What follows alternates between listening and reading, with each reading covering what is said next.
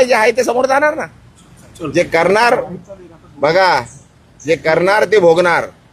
हा सर, राजुल पाटील संदर्भात पाहिलं गेलं तर अरे भाई कशाला, बस झाला ना आता. तुला बोललो 2 मिनिटं बोलायचं होतं, बोलणारच नव्हतं. बोललो ना भाई, आता अजून किती कशाला हे करतोय. चल बस माझ्या बरोबर, बस ना गाडीत. चल बोलता बोलता जेवढं बोलायचं तेवढं बोलू. चला कशाला इज्जत देतो भाई, घे ना यार, कशाला. जरा माझं हे बघू नका तुम्ही, अति करताय.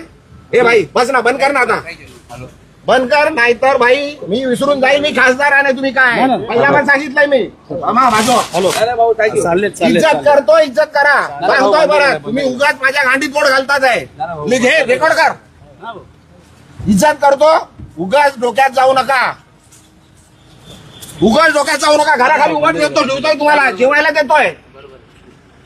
काय उगाच त्यांच्याकडे जाल. ते बोलतात ना, मला मी बोलणार नाहीये. आता परत आले तर मारून पाठवणार तुम्हाला. पण जे बोलायचं लिहायचं ते लिहा, रेकॉर्ड करा, सांगा तिकडे कमिशनरकडे जाऊन कंप्लेंट करा. इज्जत करतोय तुम्हाला, सहन करतोय. खूप दिवस सहन केला तुम्ही. हा बाजू कशाला गांडीत घुसताय. अरे लिमिट आहे कुठल्या गोष्टीची, बोलली आहे ना ती, सांगितलं ना सर्व.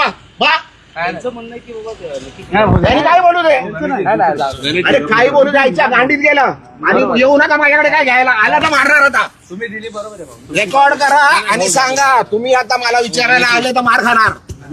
हे लिहून घे, रेकॉर्ड कर. काय करायचंय, कंप्लेंट करायची कर. पोलीस आहेत सर्व, त्यांच्या समोर सांगतोय. बस झाला, सहन केलं खूप. हा तुम्ही दिली प्रतिक्रिया तेवढी बरोबर. तुम्हाला उभं नाही करायचं इकडे. तुम्हाला जेवायला देतो मी इकडे. घरापर्यंत आले तुम्ही माझ्या. एक कॅमेरावाला त्या दिवशी घरात आलो माझ्या. घरात माझे बायका मुलं झोपलेले आहेत, माझे सुनबाई झोपलेले, घरात गेले, घरात रेकॉर्डिंग केली. महाराष्ट्राचा बिहार करण्याची सुपारीच मिंध्यांनी घेतली असं दिसतंय. त्यामुळेच मिंधेवासी झालेले खासदार हे अतिशय मगरुरीची भाषा बोलतायत. स्मशानात पाठवू, बॉम्ब टाकू, मारून टाकू, अशा पद्धतीने बोललं जातंय, धमकावलं जातंय. उघड उघड धमक्या ह्या राज्यामध्ये दिल्या जात आहेत.